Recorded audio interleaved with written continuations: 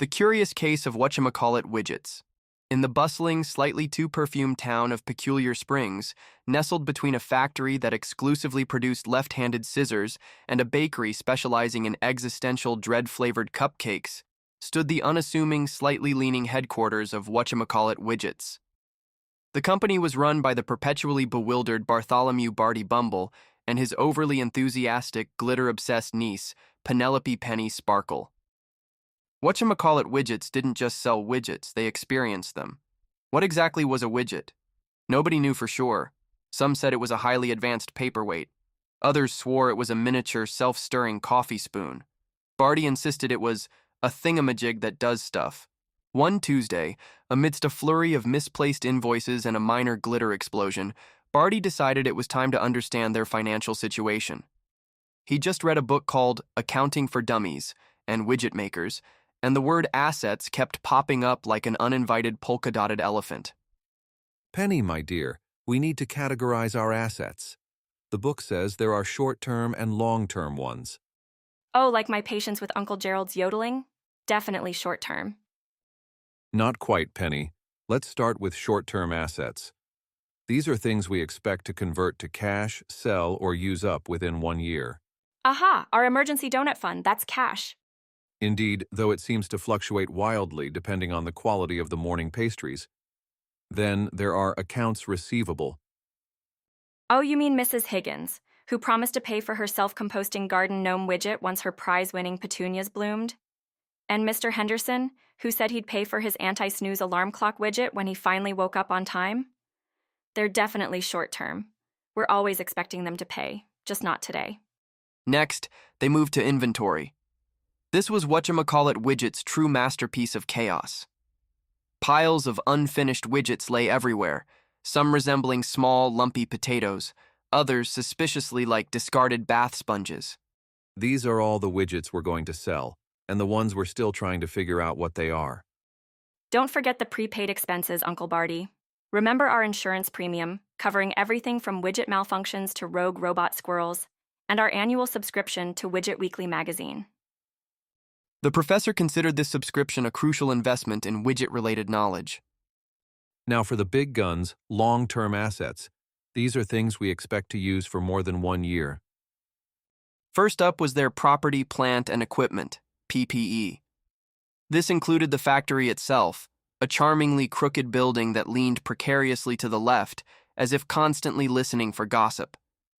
Then there was the snail, their delivery truck, a rusty, wheezing contraption that had once been a vibrant shade of green, but now resembled a moss-covered boulder. Its top speed was roughly that of a determined snail on a sugar rush. And the Whatchamacallit 5000 machine. The delivery truck, although old, has been reliable, and that widget machine has been here forever, a true testament to its resilience. Then we have intangible assets.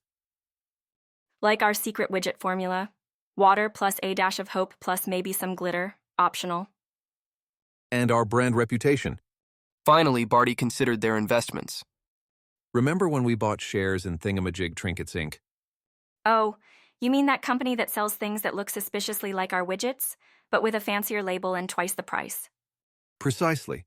A long-term investment in market research, I suppose. Just then, a loud clatter echoed from the factory floor. The Whatchamacallit 5000 had belched out a shower of sparks and a single, perfectly spherical, bright pink widget. A masterpiece. This is definitely a valuable asset, Uncle Barty. Short-term because someone will buy it immediately, or long-term if I decide to keep it as a pet. Perhaps, Penny. Perhaps. But at Whatchamacallit Widgets, whether it's cash in the donut fund, a promise from Mrs. Higgins, a rusty truck, or a secret formula made of hope and glitter, every single one is an asset. And as long as we have them, we'll keep making stuff. And with that, Barty returned to his accounting book, while Penny began planning a new line of glitter-infused spherical widgets, ensuring Whatchamacallit Widgets' asset portfolio remained as delightfully peculiar as ever. Formal definition: the properties used in the operation or investment activities of a business. Informal definition: all the good stuff a business has, anything with value, the goodies. Additional explanation: the good stuff includes tangible and intangible stuff. Tangible stuff you can physically see and touch, such as vehicles, equipment, and buildings. Intangible stuff is like pieces of paper, sales invoices, representing loans to your customers where they promise to pay you later for your services or product. Examples of assets that many individuals have are cars, houses, boats, furniture, TVs, and appliances. Some examples of business-type assets are cash, accounts receivable, notes receivable, inventory, land, and equipment. Current assets are a company's resources that are expected to be converted into cash, sold, or used up within 1 year, or within a normal operating cycle. These assets are typically used to fund day-to-day operations and pay off short-term liabilities. Examples include cash, accounts receivable, inventory, and marketable securities.